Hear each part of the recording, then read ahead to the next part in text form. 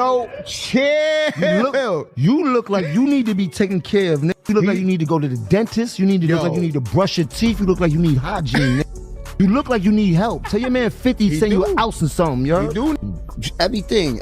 You can imagine everything. Private jets, Miami, hundreds of thousands in one weekend, 2 tour buses at Atlanta. Like, cannot front on how I had my boys moving. And I'm only talking about this because you was there. Other niggas, right? Stack Bundles, one of my favorite rappers in the world. Rest in peace. Rest in peace. Right? Ryan Squad. Rest in peace. Far Rock. Yep. You understand? Jim Jones, he had Stack Bundles, he had Max B. I looked at it like, great. You know. Stack Bundles had a Porsche and was still in the hood. No disrespect to Jim Jones. Fifth had me in Battery Park. I could walk out that barefoot.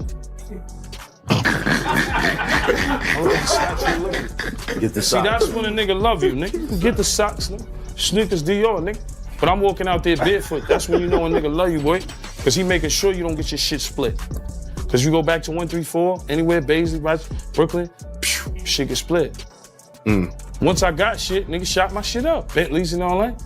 Y'all can get that sneaker, just toss that over there. My shit's official. You know what I'm saying? Yo, look, but nigga put me in position. Rest in peace of Stack, but Stack got killed in the project with a Porsche. Yeah. Nigga, come on, nigga, I'm from the hood, nigga. Y'all niggas thought, nigga. I done been around the Black Justice and seen the Preems and all that, nigga. The E-Money bags, all that, nigga. The younger niggas under that. So with everything you Maserati Fox. Real nigga, huh? So with everything that you saw, what would you change? I just pray to God every time I leave the house. But what would you change? Change what? Pass a cup. I heard you talk about all the shit you went through, all the shit niggas is still going through. What God, listen, what God got. I don't understand the business he's doing. They always look at Jay like, oh Yeah. But That's nah, why. That's why you got like Yayo talking about. Yeah, Jay don't take care. I don't need Jay to go on tour. Real smoke hard coke, yo. Yo, chill. You look like you need to be taken care of, nigga. You look like you need to go to the dentist. You need to look like you need to brush your teeth. You look like you need hygiene, nigga. You look like you need help. Tell your man 50 send you an ounce or something, yo. You do need You that might help. need That's 2 why- ounces, nigga. That's why Paid he in full looking to movie, see- nigga. I got a G for every bump in your face, nigga. I promise you that, nigga. That's I a promise fact. you that, nigga. That's why he worried about Peon, you broke, nigga. You know See? I got it, nigga. What's Don't- up? The ain't bag nobody- is up. The bolster. Hey, yo. Hey, Flea, where the bolster at, Flea? Let me finish that off. Ain't nobody taking care of over here, B. Yo, nah, you good, my nigga. I fucking love it. They deserve it. They need to hear this shit, man, because they bugging out here. All these niggas worrying about who taking care of who. We take care of we. Ain't no 100%, who nigga. take care of who, nigga. You know who doing it. We live. Us We getting together, money. nigga. We take You care feel of me? everybody, nigga. We take care of each other, nigga. That's a fact, my G. But linking back up with you, You see, hey, I do my own tours. I did tours in Canada. I did a tour across the whole Germany and the Swiss Alps. And that's why I don't care about the hate. Cause I'm like, I got the possibility to do my own tour. Like something with Memphis Bleak. Memphis Bleak said to Nori, Yayo said, Jay-Z didn't have us on tour like he did, or I eat my own halal. I eat my own halal too, if you want to say that. To Memphis Bleak, I just came off my last tour. All I'm saying is when you see Jay-Z in a setting, he never really, when he's doing a Beyonce show or whatever, you don't see Memphis Bleak on the stage and him being brought out. You know, even if I'm doing the hype man shit with 50, he's bringing me out. I'm making money. I'm going to— that's that man girl too. That's it. That's Hove's wife tour. Yeah, that's Hove wife tour. So if Hove, I believe if Hove was out on his own, he would bring Bleak out. There is no need for him to bring Bleak in a situation where it looked like if this was last tour you're talking about with the Cowboy Carter. Right. Yeah. So to me, because I look at Bleak as a loyal guy, like I'm a loyal guy to Jay. But I look at like Fifth, my guy Hervé. One day we had TRL, and it's the Young Gunners there. Yeah. And I'm talking them out, and Hervé says loud, "You don't gotta worry about nothing. You got 50. Jay-Z doesn't do nothing for these guys like 50 does." And Hervé, I think he worked with them too. But he said that to me. It all started with a podcast. Jim Jones, usually calm and measured, suddenly snapped. No filter, no breaks, eyes cold, jaw locked. The energy was electric. Memphis Bleek, known for keeping interviews chill, was caught off guard. The conversation was supposed to be about music, respect, and the game, but within minutes, it turned into a full-blown eruption. Jim was speaking with a raw intensity that made everyone in the room and everyone watching later stop in their tracks. The tension wasn't random. Years of whispers, comparisons, and subtle shots had been building under the surface. And when Tony Yayo's name came up, something inside Jim finally broke. He didn't just react. He unleashed a storm, defending his name, his crew, and his legacy all at once. Listeners could feel it through the mic. Pride, frustration, and a lifetime of bottled-up emotion all pouring out in real time. But this meltdown wasn't just about a single comment. Behind the anger was a story of loyalty, rivalry, and old wounds that never really healed. To understand why this moment shook the hip-hop world, we need to rewind and look at what led to it. Before the podcast blew up, the tension had been simmering for years. Tony Yayo wasn't just throwing random shade. He had a grudge, and it went all the way back to Jay-Z. Over time, Yayo dropped little jabs in interviews, claiming Jay tried to block 50 Cent from the Super Bowl halftime show, and he never let it go. Those comments may have sounded minor, but in the streets, they carried weight. On the other side, Memphis Bleek was a different story. He's been Jay-Z's day one guy, a loyal presence since the Rockefeller days, holding it down quietly while history was being made.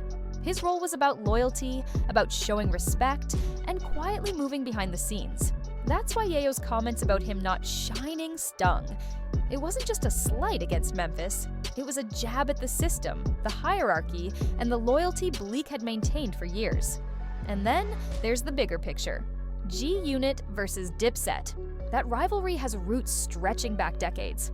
50 Cent versus Cameron and Jim Jones wasn't just music drama. It was street history, old school politics, and pride on the line. Yayo knew how to pull on those threads, and when he went public with his accusations, it wasn't just a diss. It was a spark aimed at a dry forest. The seeds were planted, but the fire really started when Yayo went one step further and brought up someone everyone thought was off limits. Stack bundles. And that's when the stakes went from reputation to real emotion. The moment Tony Yayo brought up Stack bundles, things went from tense to explosive.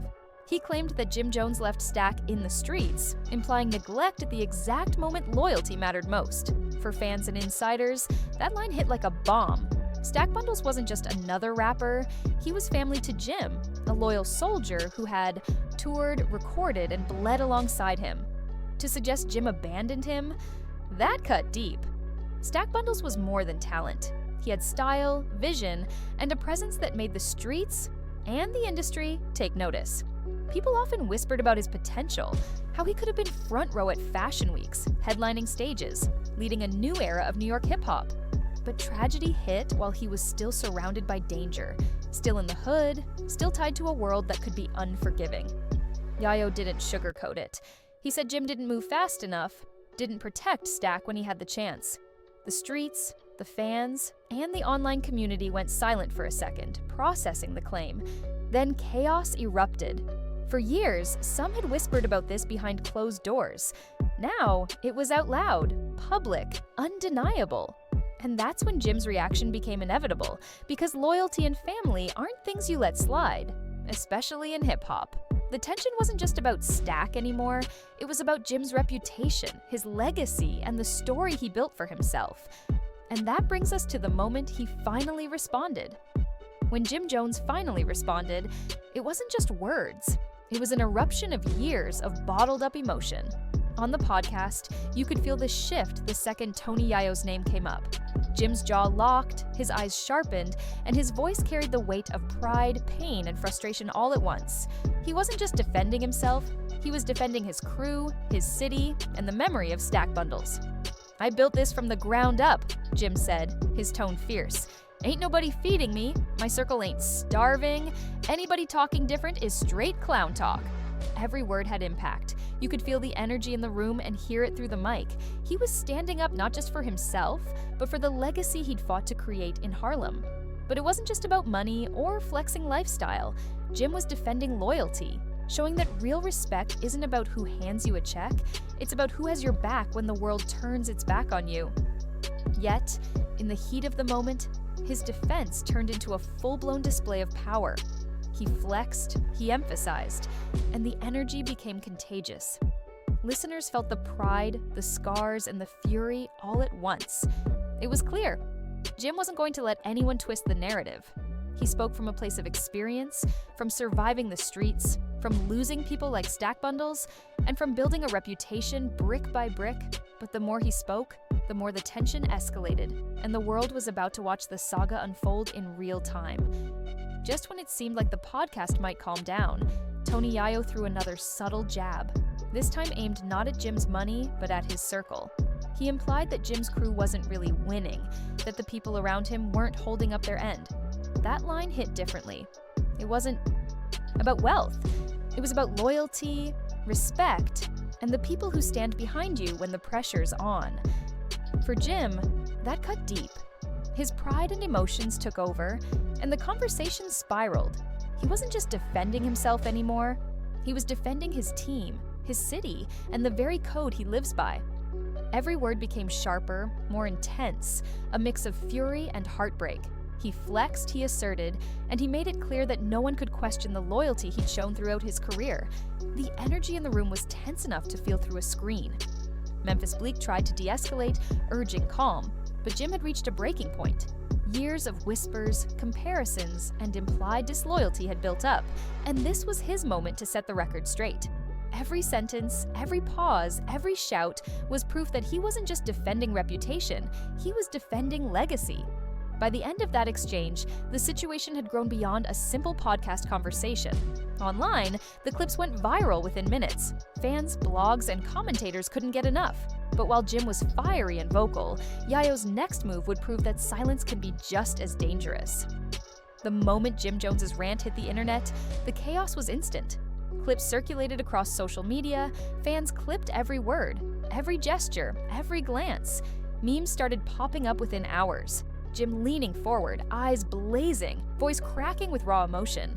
Blogs and YouTube channels dissected every second, turning a single podcast into a full-blown cultural event. Fans immediately picked sides. Half were shouting, "Team Jim, 10 toes down," while the other half defended Tony Yayo, saying he was just speaking truths others were too scared to say. The comment sections turned into digital war zones, overflowing with debate, nostalgia, and analysis. Every little post became a headline, every like, share, or reaction adding fuel to the fire. The intensity didn't just stop online. Industry insiders, rappers, DJs, and podcasters all had a take. Some applauded Yayo's boldness, others criticized him for dragging Stack Bundle's memory into the spotlight. The internet was amplifying every move, turning casual comments into cultural moments, while the streets quietly watched and whispered, knowing the history behind the feud. Amid all this chaos, Tony Yayo stayed unusually quiet. No rant, no interview, just patience. That silence made people nervous, speculating on what his next move might be. Meanwhile, Jim kept speaking, doubling down on every claim, defending his legacy, his crew, and the memory of Stack Bundles with unfiltered Harlem energy. And then, just when people thought the drama had reached its peak, Yayo pulled a move that nobody saw coming. After days of tension, Tony Yayo finally made his move, but not with words. No interviews, no diss tracks, just one post, a photo of Max B, Jim Jones' longtime rival. No caption, no explanation, just the image. And in an instant, the internet exploded. Fans immediately understood the message. Yayo wasn't playing games, and he knew exactly how to strike where it hurt. The effect was immediate. Comment sections turned into battlefields overnight. Jim's name trended again. Blogs dissected the move, and Twitter users debated every possible meaning. It wasn't just disrespect, it was precision. One image spoke louder than hours of ranting. The streets, the fans, and even fellow artists were caught off guard by the subtlety and the power of the strike. For Jim, the post hit hard. It wasn't just about him anymore. It was about pride, legacy, and old wounds that never fully healed. He responded quickly, walking through his block in a video, flexing his cars, jewelry, and Harlem roots, making it clear that no one could rewrite his story or disrespect his people. Every move, every reaction became content, feeding the online frenzy and keeping both sides in the spotlight. Yayo's silent strike showed a different kind of power. Action without words. It reminded everyone that sometimes the boldest statements aren't shouted, they're understood. And with the stage set, the feud had transformed from a heated conversation into a full-blown cultural moment, leaving the hip-hop world watching every move with bated breath.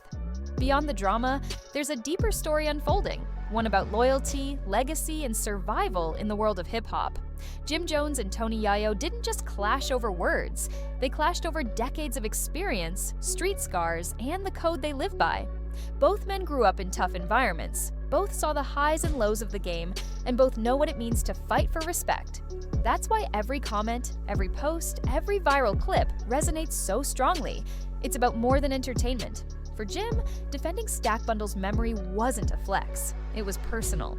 He spoke about loyalty not as a concept, but as a lived reality, risking everything for people you consider family, standing tall even when the world doubts you. His rants, his posts, his videos walking the streets of Harlem, they all tell the story of a man who has built his life and career on trust, respect, and legacy. Yayo, on the other hand, showed that power can also lie in strategy. By waiting, staying silent, and then striking with precision, he flipped the narrative without saying a single word. His moves reminded everyone that influence in hip-hop isn't just about money or fame, it's about knowing when to act, how to speak, and when silence speaks louder than any rant. After all the clips, posts, rants, and silent strikes, the story isn't just about who's right or wrong. It's about perspective, history, and what loyalty really means. Jim Jones stood up for his legacy, defending the memory of Stack Bundles and the integrity of his circle. Every word he said carried the weight of a lifetime of struggle, success, and sacrifice. Tony Yayo, on the other hand, reminded everyone that influence doesn't always need noise. One image, one subtle move, and he shifted the conversation entirely, showing the power of strategy and timing in a world where every action is amplified online. Now the question is up to you. Who do you side with? Team Jim, the man defending decades of loyalty and legacy, or Team Yayo, the strategist who shook the culture with precision? The debate rages online, across podcasts, blogs, and social feeds, and there's no simple answer. One thing is clear, this feud is more than entertainment. It's a lesson in respect, reputation, and the realities of life in hip-hop. The streets, the fans, and the industry are all watching, waiting to see the next move. And if you want to stay locked in as this saga continues to unfold, hit that like button and subscribe, because we will keep you covered every step of the way.